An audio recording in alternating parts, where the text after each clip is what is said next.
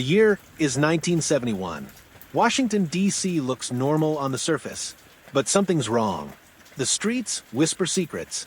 There's fear in the air, quiet, creeping, inescapable. And it starts with one girl. Her name is Carol Denise Spinks, 13 years old, lives in Southeast D.C. in a working-class neighborhood. It's the kind of place where kids know not to stay out too late, where parents yell from porches to keep their kids close. Because even before the killing starts, D.C. isn't safe. But Carol has no choice. Her sister wants snacks, soda, TV dinners. Sends Carol to the store across the line. Across the border. Into Maryland. Just for a moment. Just a quick trip. Carol doesn't argue. She walks the half-mile stretch to the 7-Eleven on Wheeler Road. Buys what she needs. Heads home. She never makes it back. She vanishes. Her family panics. Calls the police. Searches the streets. But no one saw a thing. Days pass. 6 days later. May 1st, 1971. A hitchhiker spots something off the side of I-295. It's Carol, dead. Her body dumped in the tall grass near the freeway. Still wearing the same clothes. Groceries scattered around her. Her hands are bound. There's signs of sexual assault. Strangulation. The killer took her life and her dignity. Police investigate. They comb the area. Ask questions. But they have nothing. No witnesses. No fingerprints. No evidence. And no suspect. The community reels. They bury Carol. But the fear doesn't die with her. It spreads. Because the killer? He's still out there. A second girl. 2 months later. July 8th, 1971. Darlenia Johnson. Also 13. Lives just blocks away from Carol. That morning, she's headed to work. Her first summer job. She never arrives. Gone. Just like that. This time, the police move faster. They remember Carol. They know the signs. But again, nothing. No leads. No clues. Just silence. Until 11 days later. Her body is found near the same freeway, I-295, just 15 feet from where Carol was dumped. The killer didn't even bother to hide her. Like he's daring the cops to find her. Like he wants to be seen. Same details. Same signature. Hands bound. Sexually assaulted. Strangled. Police are rattled. 2 girls. Same age. Same area. Same fate. But what haunts them most? Darlenia's body? It had been there for days. In plain sight. Police had already searched that spot and somehow missed her. The killer was mocking them. Toying with them. Taunting. Now the press gets wind. Headlines scream. Is a serial killer stalking D.C.? Another girl found dead near freeway. Parents panic. Kids aren't allowed outside anymore. Strangers are watched. Locks are checked. Twice. But it's not enough. He strikes again. Less than a month later. July 27th. Brenda Faye Crockett. Just 10 years old. She's sent to the store around 8 p.m. Like Carol. Just a quick errand. She doesn't come home. But this time, something terrifying happens. 2 hours after she vanishes, her family phone rings. Her 7-year-old sister picks up. It's Brenda. She's crying, whispering. I'm with a white man, she says. I'm in Virginia. He's going to send me home in a cab. Before her sister can ask more, Brenda hangs up. Minutes later, another call. This time, her stepfather answers. Brenda says the same thing. I'm in a house. A white man brought me here. She pauses, says she thinks she's in Virginia. Then suddenly her tone changes, almost robotic. Did my mother see me? Her stepfather says no, and Brenda replies, softly, well, I'm on my way home. Bye. Click. That's the last time anyone hears her voice. The next morning, 5:50 a.m., her body is found, in the same corridor as the others, Route 50 near the Maryland border. Same signs, strangled, sexually assaulted, shoes missing, wounds too familiar. But this time, something's different. The phone calls. Police believe the killer made her say those things, made her lie, to throw them off, to send them chasing ghosts in Virginia. It worked, and he wasn't finished. He keeps killing. October 1st, Nenemoshia Yates, 12 years old, She leaves home to run an errand. Sound familiar? That night, she's found just 3 hours later, off the shoulder of Pennsylvania Avenue. Same MO, same horror. She was strangled, assaulted, discarded. The city can't breathe. For girls. Same killer. No answers. Then another blow. November 15th. Brenda Denise Woodard. 18 years old. Older than the others. Street smart. Careful. She's on her way home from dinner with friends. She never makes it. Her body is discovered 6 hours later on Route 202. But this time there's a twist. The killer left a note. Typed, folded, slipped into her coat pocket. Police read it with shaking hands. This is tantamount to my insensitivity to people, especially women. I will admit the others when you catch me if you can. Signed, Freeway Phantom. He had a name now, a signature, a voice, and it chilled the blood of everyone in D.C. He wasn't just killing. He was watching, listening, and laughing. He was playing a game, chaos and confusion. The police scramble. They form a task force, call in FBI profilers, interview suspects by the dozens. The public wants answers, demands them. Who is the Freeway Phantom? Is he someone they know? A neighbor? A cop? A ghost? But nothing sticks. No DNA. No confessions. No prints. The case drags on. Months pass. Then one final victim. The last known victim. September 5th, 1972. Diane Denise Williams. 17. She says goodbye to her boyfriend. Heads home. Never arrives. Hours later, her body is found near I-295. Same stretch. Same killer. But again, no clues. And then silence. The Freeway Phantom disappears. Just like that. Gone. No more bodies. No more notes. No more taunts. Only questions. And trauma. The aftermath. In just 17 months, 6 young girls were taken from the streets of D.C. All black. All young. All killed with precision, cruelty, and control. And the killer? Never caught. The case grows cold. The files gather dust. But the families never forget. Neither do the streets. The name Freeway Phantom becomes legend, a nightmare passed down through generations. But behind the myth lies a monster still hiding, watching, waiting, maybe even living among us. And the most terrifying part? He may have been closer than anyone ever imagined. 6 girls, 17 months, 1 signature killer. The Freeway Phantom wasn't just brutal, he was surgical. Precise, calculated. He had patterns. He had messages. And worst of all, he had control. The police had bodies, but no solid leads.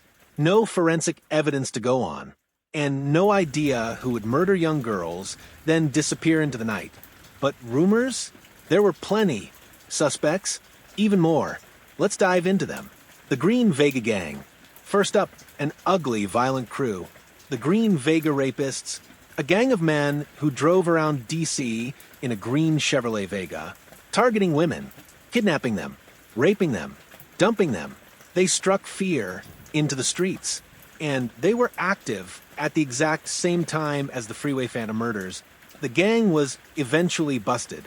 7 men in total, arrested, interrogated, pressured, and here's where it gets interesting. One of them started to talk. He didn't confess to the murders, but he hinted, said one of his crew might have been involved, said they used the same routes, knew the same areas. He even described how they'd sometimes bind their victims with shoelaces, just like the Phantom. Detectives jumped on it. They interrogated the gang members for hours, days, weeks, but it all led to nothing. Each man denied involvement. The one who talked, he clammed up, then retracted everything. Why? Maybe he was lying. Maybe he got scared. Or maybe, just maybe, someone made him stop talking. The Green Vega Gang was a lead that fizzled, but investigators never fully ruled them out. The ex-cop. Then there was Robert Askins, a former computer technician, a convicted rapist, and, disturbingly, a former police informant. Even worse, he once worked as a prisoner psychologist, meaning he knew how to manipulate minds, how to stay under the radar, how to play both sides. But here's what really made him stand out. Back in 1952, Askins was arrested for poisoning 5 women. One of them died.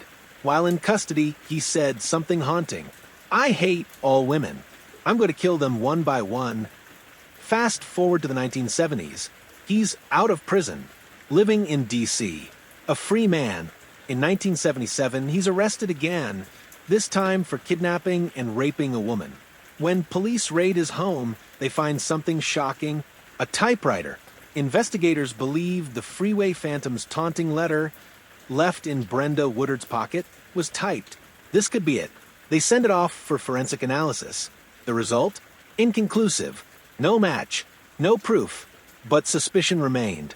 Even worse, Askins had connections to law enforcement. He'd once been a police informant. He knew their tactics, knew how to avoid surveillance. He even bragged that police would never catch him, that he was smarter than them. Could he have been the Phantom? The timing fit. His hate for women was documented. His psychological profile matched. But again, no hard evidence. No DNA. No confession. The case stalled. And Askins? He died in 2010, still denying everything. The copycat theory. Some investigators pushed another idea. Maybe it wasn't just one killer. Think about it. The victims ranged in age from 10 to 18. Some were assaulted. Some weren't. Some were dumped immediately. Others were held for days. The locations varied too. Could a single killer maintain that pattern? Or did others jump in? Was this the work of multiple predators? Or a sick trend that spread through whispers? It wouldn't be the first time. Sometimes killers take cues from other crimes. They mimic the details. They hide in the chaos. Could that explain the gaps between murders? The inconsistencies? If so, it made solving the case even harder. Because now they weren't hunting a man. They were hunting a myth. The note's hidden message. Let's go back to that taunting letter. This is tantamount to my insensitivity to people, especially women. "I will admit the others when you catch me. If you can..." Weird wording, right? Too formal. Too stage. For years, people have analyzed that note. Every phrase. Every comma. Some believe it was written by someone educated, maybe military, or law enforcement. Someone used to writing reports. Someone trying to sound detached. But then there's the kicker: "I will admit the others when you catch me. If you can..." That wasn't a joke. It was a warning. The Freeway Phantom wanted attention, but he also wanted control. He didn't just kill, he played with the city. And worse, he won. The forgotten detail. There's one more theory. One that's the hardest to prove. That the Freeway Phantom was protected. Not officially. Not deliberately. But systemically. Here's the truth. All 6 victims were young, black girls from struggling neighborhoods. The kind of people the system ignores. The kind the media forgets. The kind police at the time didn't prioritize. The family screamed for justice, but the case was slow. Clues were mishandled. Evidence went missing. Even the task force assigned to the case disbanded quietly, with no resolution. Some believe the killer knew that. Knew exactly how to pick his targets. How to stay invisible. He didn't need to run. He just needed the world not to care. And tragically, that worked too. Still no justice. It's been over 50 years. And still no arrests. 6 young girls. Brilliant. Innocent. Full of life. Gone. The case remains open. But hope? Fading. Every few years, a new detective picks it up. They flip through the files. Stare at the photos. Try to see something the others missed. But the Phantom? He left nothing. No hair. No blood. No prints. Just silence. And shadows. The most chilling question. What if he's still alive? He'd be in his 70s or 80s now. An old man. Maybe someone's neighbor. Someone's grandfather. Someone who's been hiding in plain sight, smiling at strangers, while the city he terrorized still bleeds. And what if he's not alone? What if someone helped him? Shielded him? What if he was never meant to be caught? That's the nightmare. That's the legacy. The Freeway Phantom didn't just take lives. He shattered trust. He turned D.C. into a hunting ground, then walked away untouched. And the most terrifying part? He told us he would. These weren't just cases. They were girls. Each one had a name. Each one had a life. Each one had dreams that ended on a roadside. And yet the world barely noticed. Why did it take so long? You have to ask, why did it take 3 victims before authorities admitted they had a serial killer? Why weren't Carol or Darlenia enough? Why weren't alarms ringing the moment 2 13-year-old black girls were dumped near the same stretch of highway? Back then, the media didn't cover missing black children the same way. Police departments were underfunded, overwhelmed, and let's be honest, often indifferent. Missing black girls were labeled as runaways. Case files were delayed. Leads weren't followed. In some cases, parents were told to wait a few days. Those days cost lives, and the killer knew that. He picked his victims strategically. Young, black, vulnerable. Girls who lived in poverty. Girls who wouldn't make the 6 o'clock news. And that's the chilling part. The Freeway Phantom was smart. He didn't just know how to kill. He knew how to get away with it. A pattern that screamed. Let's break it down. 6 girls, all kidnapped from working-class black neighborhoods in D.C., all found near the same stretch of freeway, all killed by strangulation, all bound, all discarded like trash, and yet no public warnings, no curfews, no manhunt until after the 3rd murder. Can you imagine that happening in a wealthy, white suburb? Not a chance. The Phantom chose his hunting ground carefully, because he knew no one would sound the alarm. He weaponized society's apathy. That's part of the horror. What the families remember. Carol Spinks's mother said she still sets a plate for her at family dinners, just in case she walks in. She knows it's not rational, but grief isn't rational. It's cruel. It twists your hope into something sharp. Brenda Crockett's sister, who answered the phone when Brenda called, she says she still hears that voice in her sleep. Still wonders, what if she had asked a different question? What if she had screamed? The trauma didn't end with the murders. It spread to siblings, to classmates, to entire neighborhoods that never felt safe again. Even now, 50 years later, families gather on the anniversaries. They light candles, they whisper prayers, but they're not just mourning the girls.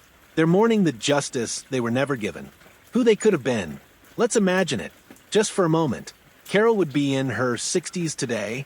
She might have had kids, maybe grandkids. She might have gone to nursing school like she once dreamed.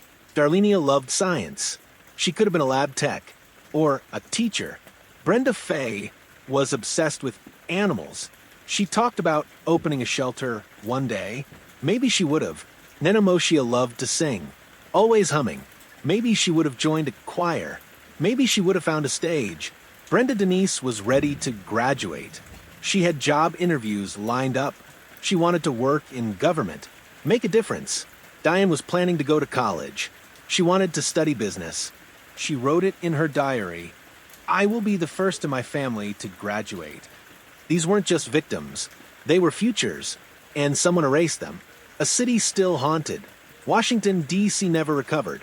Sure, the skyline changed. The politics changed. But in the neighborhoods where these girls lived, the pain is permanent.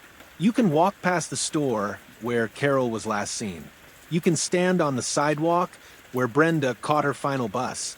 You can drive past the overpasses where their bodies were found.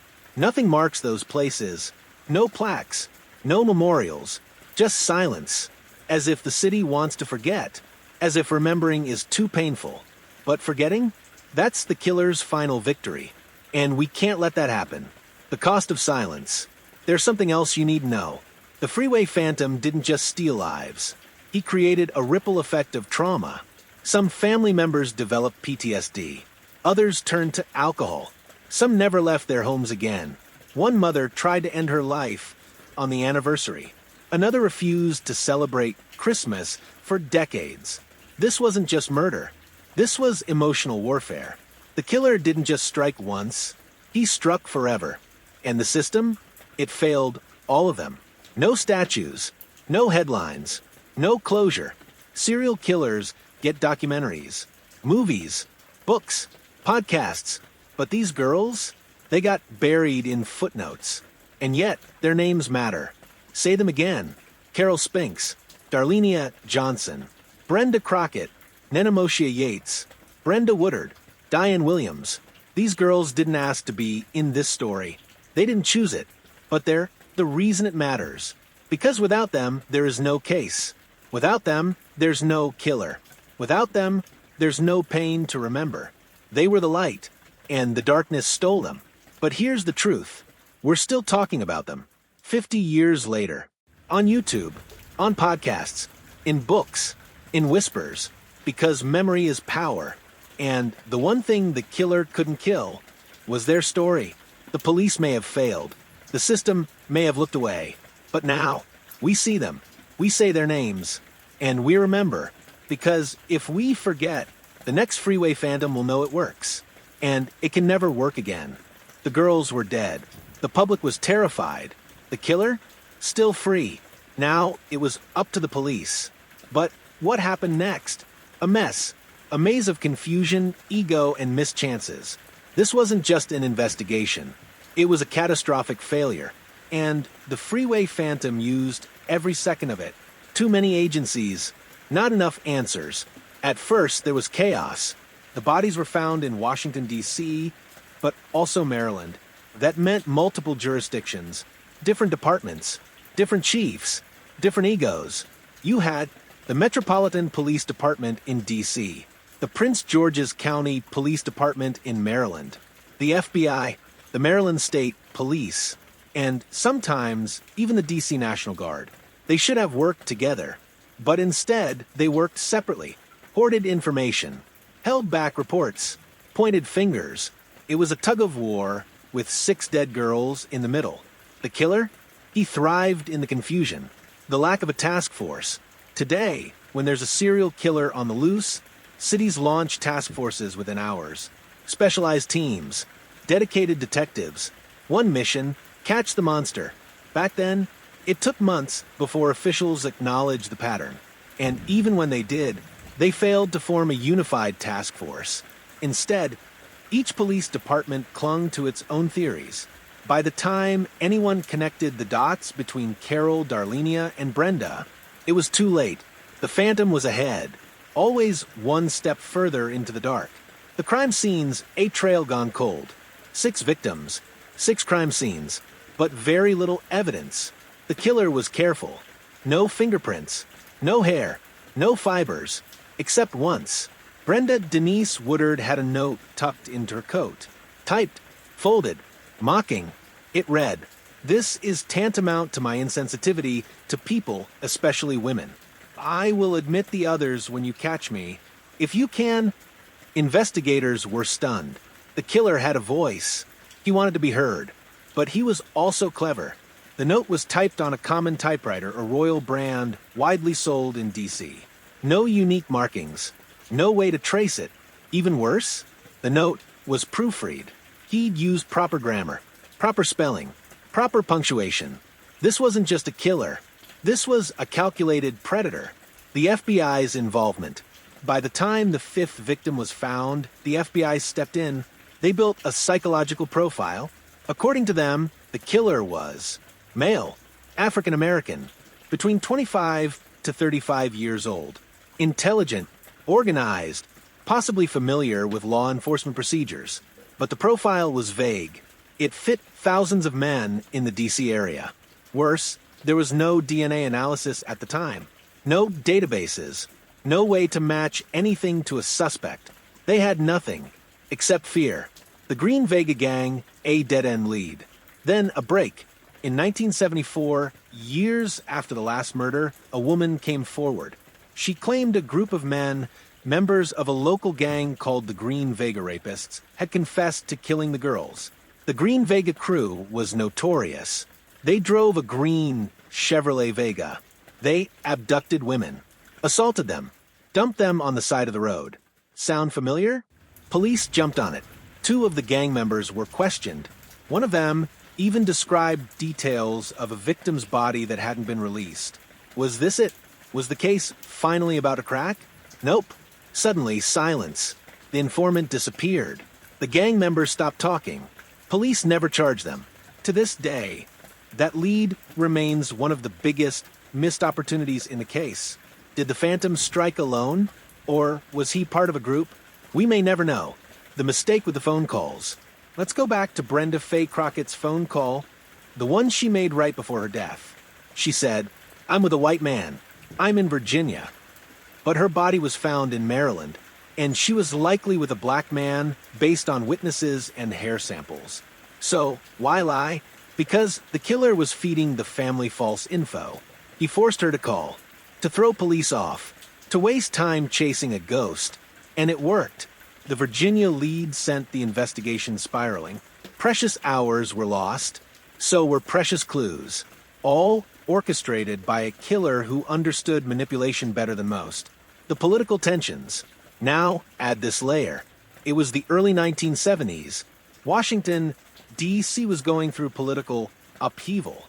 Civil rights movements, protests, distrust in government, and the neighborhoods where the girls were taken, poor, black, forgotten. This wasn't just a case. It was a symbol. To the public, it screamed, "We don't matter to them." And that anger grew. Communities began holding their own vigils, distributing flyers, demanding answers at town halls. But answers never came, because behind closed doors, the police were fractured, and the killer was long gone. Evidence mishandled, lost forever. Here's where it gets worse. In the years that followed, some of the case files were misplaced. Evidence was lost. Yes, lost. Photos, reports, lab results, gone. One of the original detectives later admitted that materials from the Freeway Phantom case were either misfiled, thrown out during renovations, or deemed irrelevant and discarded. Think about that. 6 murdered children, and the evidence wasn't treated with the gravity it deserved. Today, cold case units operate with military precision. Back then, it was chaos, and that chaos let a killer walk free. The investigation stalled, then stopped. By 1975, the case went cold. No new leads, no new bodies, no pressure. It just stopped. There were whispers that the killer was in prison on unrelated charges, or maybe dead, or maybe he moved, but no proof ever surfaced. The case was never officially closed, but it might as well have been. It became a line in an old file cabinet, a rumor, a ghost story, and the girls? Forgotten by the system that should have protected them. The Phantom's legacy. Let's be clear, the Freeway Phantom wasn't just clever. He was opportunistic. He chose his moment. He understood the weaknesses in the system. He slipped through cracks no one bothered to patch. And the result? 6 innocent girls. 6 devastated families. 0 justice. The Freeway Phantom may be dead, or still alive, or walking past you on the street. No one knows, because the investigation never caught up. So who's to blame? The killer, of course, but also the jurisdictional battles, the delayed media coverage, the slow police response, the lack of urgency because the victims were black girls.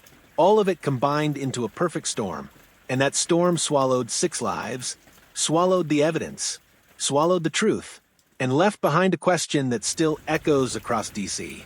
What if someone had just tried harder? He killed 6 girls, then vanished. No arrests, no confessions, no answers. The Freeway Phantom slipped through the cracks. But was he ever really invisible? Or did the police just fail to see him? Because over the years, there were suspects, real ones, creepy ones, close ones. But every time, something went wrong. The evidence didn't stick. The story didn't match. Or worse, someone pulled the plug. Suspect number 1, the Green Vega Gang. We've mentioned them before. Let's go deeper.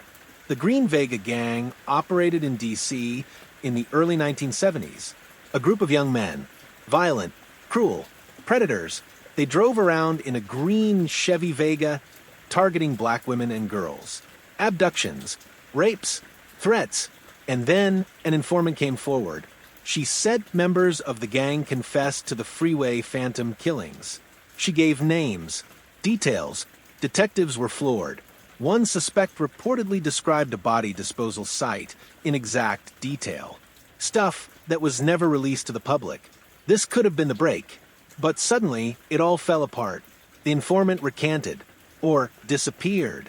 Records are fuzzy. Some say she was intimidated.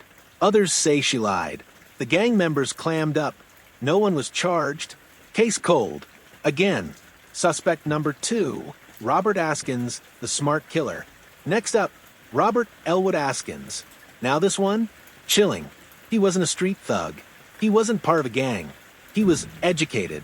He worked as a computer technician. He once studied to be a minister. But his past? Dark. In 1938, he was convicted of poisoning 5 women. One died. He later strangled another woman with a scarf. He told police he hated women, especially prostitutes. He was in and out of psychiatric hospitals, and in the early 70s, he lived in Washington, D.C., right near the neighborhoods where the girls vanished. The creepiest connection? The letter. Remember the typed letter found on victim Brenda Denise Woodard? It used formal language, perfect grammar, even correct punctuation. Investigators compared it to Askins' writing. One detective said the tone matched Askins' word for word, style for style. They searched his home. Found documents using the word tantamount, the same rare word used in the killer's letter. Typed notes with similar formatting. Newspaper clippings about the Freeway Phantom killings. It looked good. Too good. But once again, no hard evidence. No fingerprints. No direct links to the girls. No charges. Robert Askins died in prison in 2010, never convicted for the Freeway Phantom murders. Was he the one? Or just another creep in a city full of shadows? Suspect number 3. The police officer rumor. Here's where it gets strange. Some believe the killer was a cop. Why? Because of how careful he was. No noise. No mistakes. No panic. He always dumped the bodies in isolated spots, but near busy highways, as if he knew which roads were rarely patrolled, as if he knew how police operated. And remember that phone call from Brenda Crockett? She told her family, "A white man picked me up." Was that real, or something the killer made her say? If the Phantom was a police officer, or even dressed like one, he could have gotten the girls to trust him. Flash a badge. Offer a ride. Your mom sent me. Done. It fits. But there's no name. No smoking gun. Just a theory. Still, it explains a lot. Suspect number 4. The unknown genius. Some investigators had another theory. The killer wasn't just smart. He was brilliant. Maybe even trained. He understood psychology. Language. Evidence control. The way he made Brenda Crockett call home? That wasn't just evil. That was tactical misdirection. He controlled the narrative. The typed letter? A taunt, but also a signature. The mark of a man who wanted to be known, but not caught. This wasn't impulsive rage. It was methodical. Some believe the Phantom had a background in the military, law enforcement, intelligence services, or even academia. A loner, living quietly, blending in, and maybe he got bored, or he left, or he died, and that's why he stopped. What about copycats? Some theorists argue the 6 victims weren't all the work of one man, that maybe the first few were the Phantom. Then copycats took over. After all, once the media caught on, the case became famous. It's possible that someone else mimicked the MO, but the similarities between all 6 cases? Too tight, too specific. Same demographics, same highways, same bindings, same dump zones. And that note? The clincher. One voice, one style, one killer. This wasn't a group project. This was one Phantom. False confessions and dead ends. Over the decades, many people confessed. Most were mentally ill, attention seekers, desperate for notoriety. One man claimed he had visions of the crimes. Another gave police dreams disguised as facts. Each time, investigators checked, and each time nothing matched. Even with modern tech, DNA, forensics, databases, nothing. No matches, no breaks, no truth. It's like chasing smoke. The closer you get, the faster it disappears. Why haven't we solved it? Good question. Because even today, some evidence is gone. Some files are lost. Some leads were never followed. And the truth? No one cared enough. Not when it mattered. Not when those 6 girls were still alive. The killer had time to learn the system and time to slip out before it caught up. The real horror. The most terrifying part? He could have been anyone. Your neighbor. A teacher. A security guard. A deacon at church. Because evil isn't always loud. Sometimes it's polite, soft-spoken, invisible, like a phantom, unmasked, or uncatchable. So, who was he? A gang member? A bitter loner? A charming monster? A ghost in a badge? We don't know. We may never know. But the real question is, what if he was never caught? Because we never really tried? 6 girls are gone. Snatched from neighborhoods. Dumped near highways. Tied up. Silenced forever. But the streets of Washington, D.C. didn't erupt. Not right away. Because most of the country didn't even notice. Why? Because the girls were black. Because they were poor. Because no one in power really cared. And for a city already simmering with racial tension, this wasn't just a crime wave. This was a war on the forgotten. A neighborhood under siege. It started with Carol Spinks, 13 years old. Then Darlenia Johnson. Then Brenda Crockett. And by the time Diane Williams was found, no one felt safe. Mothers stopped letting their daughters walk alone. Boys started escorting sisters to school. Grocery store trips became group missions. Every stranger was a suspect. Every shadow looked like death. Children knew the name now, the Freeway Phantom. He was more than real. He was a monster with no face. And the scariest part? He could be standing right behind you. Anger in the streets. People were furious. And rightly so. The victims all lived in working-class black neighborhoods. They were students, daughters, babies. But the headlines? Sparse, delayed, cold. The news didn't scream in outrage. It whispered. Compare that to other cases. White victims, wealthier areas. The media lit up. But with the Freeway Phantom? Silence. So the community spoke up. They rallied, held vigils, protested outside police stations. One mother screamed into a microphone. If these were white girls, this would have been national news. She wasn't wrong. The press didn't show up until the 5th body was found. By then, it was too late. The killer had already written his letter, already slipped away.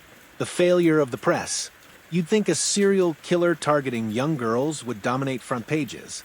But in 1971, DC's biggest stories were the Vietnam War, Watergate beginnings, national politics, protests. Black pain didn't sell papers. Not back then. And when journalists finally covered the murders, they got basic facts wrong. They misquoted names, confused timelines, didn't follow up. Some even questioned if the victims were involved with drugs or crime. These were middle schoolers. Instead of compassion, they got suspicion. Instead of justice, they got erasure. The police versus the people. As bodies piled up, so did the tension. Black communities didn't trust the police, and the police didn't trust them. There were whispers of corruption, of mishandled evidence, of lazy investigators who didn't care about another dead black girl. Was that fair? Maybe not for every officer, but perception is power, and people saw a pattern. No urgency, no coordination, no progress. They watched as mothers begged for help and detectives shrugged. The Freeway Phantom wasn't just killing kids.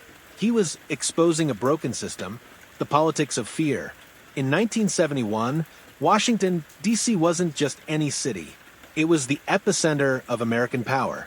White House, Congress, the FBI. But the murders weren't happening in Georgetown. Not near Capitol Hill.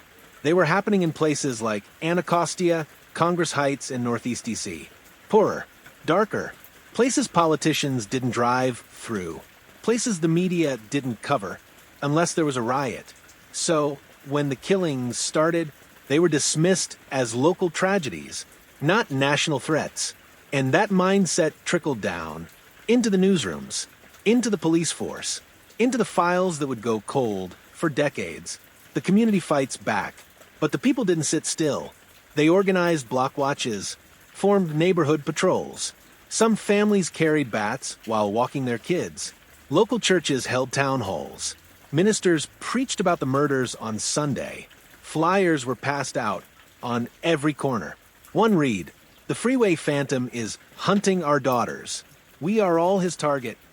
Still, no answers. Still, no justice. The streets buzzed with rumors. Was it a police officer? A gang? Someone from within?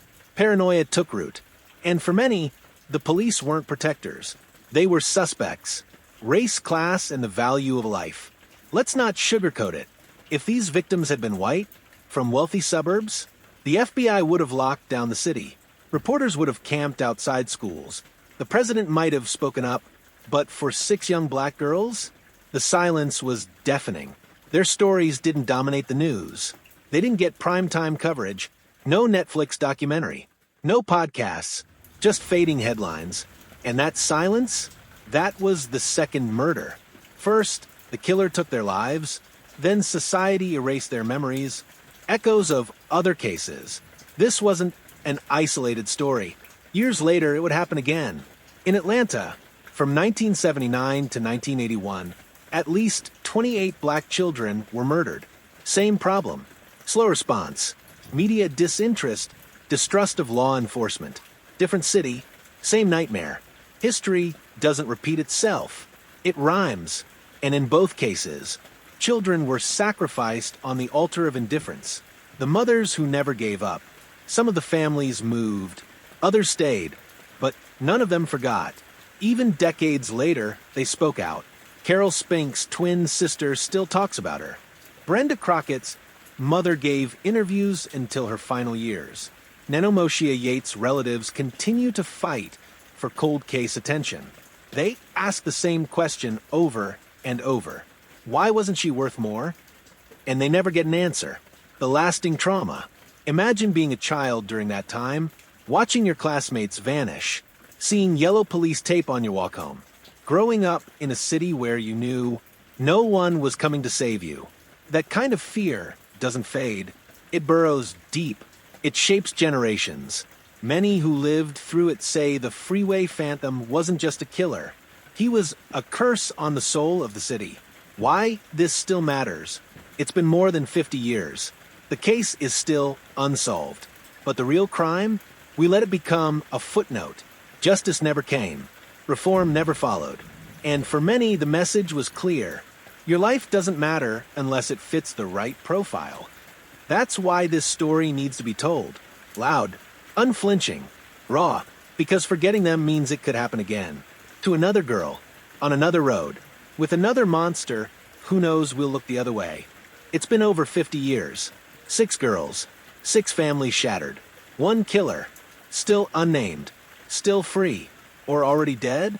The trail is cold, frozen solid, but not forgotten. Because now the world has changed. New tools, new voices, new fire, and maybe, just maybe, new hope. The case that won't die. In D.C., they still whisper his name. The Freeway Phantom. He hasn't killed in decades. But he's still here. In every cold case file. Every dusty folder in a police archive. Every heart that never got closure. And as time ticks on, something strange has happened. Interest is rising. Not from the authorities, from us. From people like you watching right now. Because the truth, justice might not come from a badge, it might come from the crowd. DNA the last hope? In the 1970s, DNA wasn't part of the conversation. Today, it's the cornerstone of modern justice. So here's the question. Was anything preserved? The answer. Some evidence exists. Clothes, ligatures, the letter found with Brenda Denise Woodard. But we don't know how well it was stored. We don't know if DNA can still be extracted, or if it was ever tested properly. Multiple agencies have said, we're re-examining the case. We're considering DNA testing. We're reviewing all available materials. But that's been said for years. And still, no results. The FBI's involvement. In recent years, The FBI's cold case initiative has taken another look. They've digitized some files, conducted new interviews, tried to rebuild a case that's crumbled from neglect. But it's a massive puzzle, with half the pieces missing, and others intentionally thrown away. Police reports gone, lab results unfiled, witnesses dead. Still, the FBI insists this case is not closed. But it's also not solved. Not even close. The power of true crime. If the government won't keep the heat on, the true crime community will. In the last 10 years, interest in the Freeway Phantom has exploded online. Reddit threads, YouTube documentaries, podcasts diving deep, and each time the story is told, more people listen, more people ask questions, more people demand justice. It's digital activism. Every view, every share, every comment keeps the pressure on. Meet the people fighting back. Some names you should know. Retired Detective Romaine Jenkins. She worked the case in the 70s. She never gave up. To this day, she still speaks out, still pushes for truth. She's called the investigation a disgrace. She said, the girls deserve better, and the killer should have been caught. Family members, still grieving, still hopeful. They speak to journalists, hold memorials, beg the public, don't forget them. And then there are the amateur sleuths, some with criminal justice degrees, some just obsessed with cold cases. They've uncovered old documents, mapped abduction routes, built timelines police never made. Together, they're building what the system ignored, barriers to justice. But here's the harsh truth. Even now, this case faces brick walls, missing files, deceased witnesses, no surviving suspects with clear motive, and worst of all, institutional apathy. There's no money in cold cases, no headlines, no votes to win, unless something dramatic happens, like a DNA match, a deathbed confession, or an anonymous tip. This case may remain frozen forever. But technology keeps advancing. Look at what's possible now. Touch DNA, a single skin cell can lead to an arrest. Genealogical databases used to catch the Golden State Killer. AI facial recognition, rebuilding old witness sketches. All it takes? One preserved fiber, one degraded hair strand, one partial fingerprint, and a team willing to go all in. That's the hope, that somewhere in a DC evidence locker lies the clue we've needed all along. Public pressure works. Let's be honest, the only reason this case still lives? People refuse to let it die. When stories like this resurface, something happens. The media pays attention. Politicians take notice. Funds appear. Resources unlock. It's not magic. It's noise. And when enough people make noise, the system sometimes listens. One spark away. You've seen it before. One podcast reopens a cold case. One TikTok tip goes viral. One citizen sleuth cracks the timeline. That's how the Freeway Phantom could finally fall. Not from a badge, not from a court, but from a wave of strangers who refuse to shut up. People who don't forget. People who say, these girls mattered.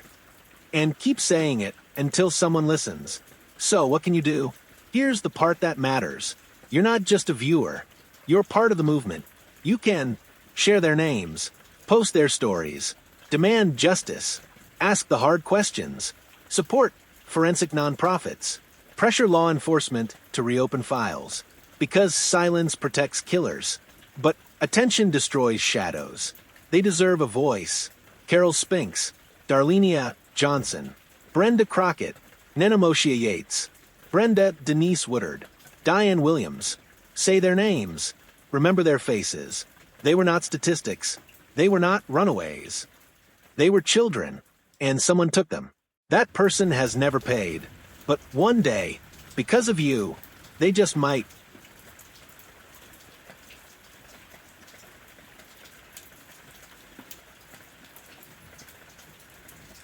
Six girls, one killer, but no name, no arrest, no closure. For over 50 years, everyone's asked the same question.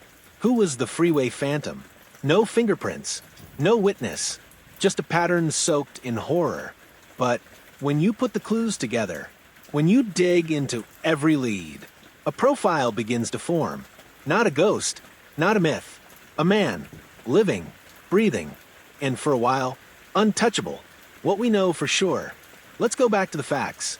All 6 victims were black girls aged 10 to 18, abducted from working-class neighborhoods in Washington, D.C., taken while doing everyday errands, found near major highways, strangled, most with ligatures, some with bare hands. At least 2 were washed and redressed, likely post-mortem. No signs of struggle at abduction sites. And 1 girl, Brenda Denise Woodard, left behind a letter written in perfect grammar. From the killer, mocking the police. This wasn't random. This was planned, precise, controlled. Whoever the Phantom was, he didn't make mistakes. Victimology, the type he targeted, he had a type. Young, female, black, vulnerable. But here's what's chilling. The girls weren't all from the exact same neighborhood. He hunted across southeast, northeast, and southwest D.C., which tells us, white heavy checkmark, he knew the city well. White heavy checkmark, he had access to a vehicle. White heavy checkmark, he likely watched his victims first. And the fact that none escaped means he was white heavy checkmark calculated, white heavy checkmark charming or authoritative, white heavy checkmark possibly someone they trusted. Could he have posed as a cop, a preacher, a maintenance worker? All possible. But one thing's clear. He didn't snatch. He lured. That takes confidence. The language in the letter. Let's talk about the letter found in Brenda Denise Woodard's coat pocket. It read, "This is tantamount to my insensitivity to people, especially women. I will admit the others when you catch me if you can." Tantamount. Insensitivity. Perfect punctuation. Deliberate phrasing. Who writes like that? Not a street-level thug. Not someone uneducated. This man had a high literacy level. Possibly military. Possibly college-educated. And he wanted to be heard. He didn't just want to kill. He wanted to prove he was smarter than everyone else. The psychology of the Phantom. Let's break him down. Organized, he prepared. Knew where to dump the bodies. Left no trace. Sadistic, the taunting note. The telephone calls to families. He enjoyed control. Methodical, took time to wash some victims. Redress them. No rush. Cautious, knew when to stop. After 6 murders in 18 months, he vanished. So why stop? White heavy checkmark, he moved. White heavy checkmark, he was arrested for something else. White heavy checkmark, he joined the military. White heavy checkmark, or he died. Whatever the reason, he left behind a perfect question mark. But some believe they've found the answer. The Green Vega Gang theory. This theory has haunted investigators for years. In 1971, the same year the killings started, D.C. police were investigating a group of local criminals known as the Green Vega Gang, named after the green Chevy Vega they used in robberies and assaults. They were known for kidnappings, sexual assaults, using cars to abduct victims, operating across D.C. and Maryland. Sound familiar? Here's where it gets wild. One of the Green Vega members, during interrogation, allegedly confessed to knowledge about the Freeway Phantom murders. But then, that confession disappeared. No charges, no follow-up. Some detectives think it was intentionally buried. Why? Because the gang had ties to law enforcement informants, and exposing them could have opened a Pandora's box. One name in the gang stood out.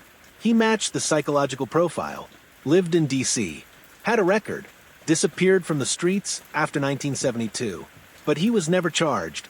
Officially, just a theory. Unofficially, many believe he was the Phantom. Was it a cop? Let's go darker.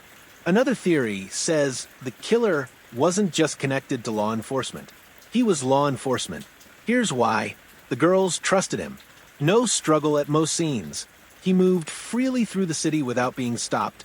He knew how to avoid detection. He mocked investigators like he knew their limits. He stopped after the media spotlight intensified. Could he have been a D.C. cop? Or even military police? D.C. was home to major federal agencies, including the Army's Fort McNair, just minutes from the dump sites. Some believe the Phantom had military training. He had control, discipline, and most chilling of all, he might have watched the manhunt for himself from inside the force. Copycat or one killer? Some experts questioned if all 6 murders were done by the same person. There were slight differences. Some girls were strangled with ligatures, one by hand. Some were dressed, others not. Time gaps varied, but the pattern was strong. Too strong to ignore. White heavy checkmark, same victim type. White heavy checkmark, same general area. White heavy checkmark, same disposal methods. White heavy checkmark, same psychological signature. One man, one monster, just growing more confident with every kill. Why no arrests? With this much info, why no arrest? Here's the brutal truth. Evidence was lost or contaminated. Agencies didn't cooperate. Witnesses died or moved. Investigators retired. The case became just another cold file, and maybe, just maybe, the truth was inconvenient. If the Phantom was white heavy checkmark connected to the police, white heavy checkmark an FBI informant, white heavy checkmark or protected by someone powerful, bringing him down could have taken the whole house with him. So they let it fade, let the case rot, and now it's up to us. What if he's still alive? Let's do the math. If the Phantom was in his early 20s in 1971, he'd be in his mid-70s to 80s now. Still alive? Maybe. Living in a quiet suburb? Maybe. Watching this video? Maybe. But here's what we know for sure. He lived free, all his life, while the families lived in hell. A face we'll never see. There's no sketch, no photo, no nickname, just a name we gave him. The Freeway Phantom. He could have passed you in a grocery store, lived down the block, sat behind you in church. Faceless, nameless, evil in plain sight. But the truth? He's not a phantom. He's a man, and he left fingerprints on an entire generation. Some killers fade into history. Forgotten, buried, gone. But not this one. The Freeway Phantom lives on. Not in body, not in name, but in fear, in silence, in everything we don't say. Because his shadow still stretches over Washington, D.C., over every cold case file, over every mother who prays her daughter gets home safe. This case isn't just unsolved. It's unhealed. More than a killer. The Phantom wasn't just a murderer. He was a message, a brutal reminder that the world doesn't always protect its children. Some predators walk among us, unnoticed, and justice? Sometimes it never comes. He didn't just steal lives. He stole peace. And in the aftermath, what was left? Fear, distrust, anger, and silence. The community that was ignored. Let's talk about who the victims were. All 6 were young, black, female, from working-class neighborhoods. And that matters, because when they vanished, the city didn't stop. The media didn't scream. The police didn't prioritize. Imagine if they'd been white, from affluent families, from Georgetown instead of Congress Heights. Would the outcome have changed? Would the Phantom have been stopped sooner? That question burns through history like a match. Racism, classism, and the cost of neglect. These girls were overlooked in life and forgotten in death. Their stories weren't headliners. Their families weren't given answers. Their pain wasn't national news. That's not just failure. It's systemic erasure. Because this case isn't just about a killer. It's about the culture that let him thrive. How many more victims would it have taken? 8? 10? 20? We'll never know. And that's what keeps the wound open. The silence of institutions. There's another villain in this story. Silence. From the government. From the media. From law enforcement. At every turn, this case hit a wall. Lost files. Redacted reports. Half-hearted statements. We're still investigating. There's nothing new to share. We're doing everything we can. Were they? Or was this just a case they wanted to disappear? Because sometimes the silence is louder than the crime. A killer's legacy. The Freeway Phantom didn't just take lives. He created ghosts. He turned D.C. into a haunted city, where mothers clutched their daughters tighter, where curfews were set earlier, where fear lived on every street corner. Even now, decades later, that fear lingers, because the phantom wasn't caught. And what we fear most is what we can't see. Why it still haunts us. You want to know why this case still gets under our skin?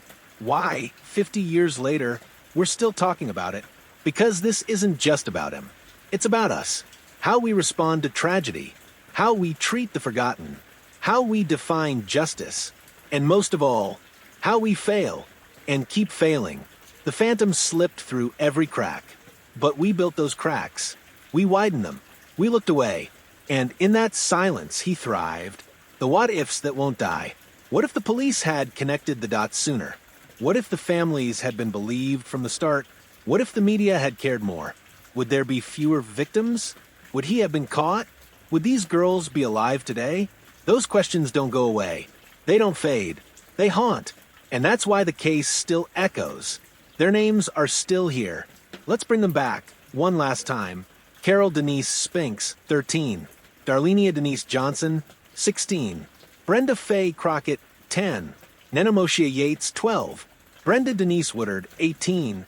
Diane Denise Williams, 17. 6 girls, 6 families, 6 tragedies. Say their names. Feel their stories. Don't let them vanish again.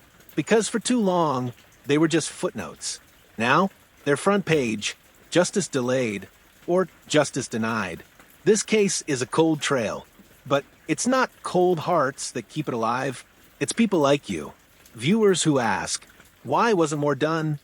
Creators who say, their stories matter. Families who still cry. We need answers. Justice delayed is supposed to be better than justice denied. But for these girls, it might be the same thing. Unless something changes, the monster is real. Let's not pretend this is just a scary story. The Freeway Phantom was real. Is real, maybe alive, maybe dead, but always real. He stalked the streets, took lives, taunted authorities, and then vanished. That's not fiction. That's not a movie. That's the world we live in. Why we keep searching. We don't do this for views, not for clicks, not for clout. We tell these stories because they matter. Because behind every unsolved case, there's a mother without closure, a sibling with nightmares, a community left hollow, and sometimes truth does rise from the dead. One tip, one match, one brave voice. That's all it takes. You're part of this now. If you made it here, you're not just watching. You're remembering. You're amplifying. You're keeping the fire alive. That's power. And the more we speak their names, the less power the phantom has. So, if you take one thing from this story, let it be this. The killer stayed silent. But we won't. Not today. Not ever. Final words. They were girls with dreams. Brenda wanted to be a teacher. Carol loved jump rope. Diane played the piano. Darlenia wore hoop earrings and wrote poetry. Nenemoshia was full of energy and mischief. Brenda Woodard had just gotten a new job. They weren't just victims. They were lives. Full of color. Full of potential. Taken too soon, but never truly gone. Because, as long as we tell their story, they're still here.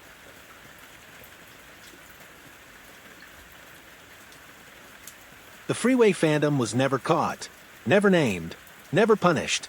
But his legacy, it still stalks the streets of Washington, D.C. 6 young girls, silenced forever.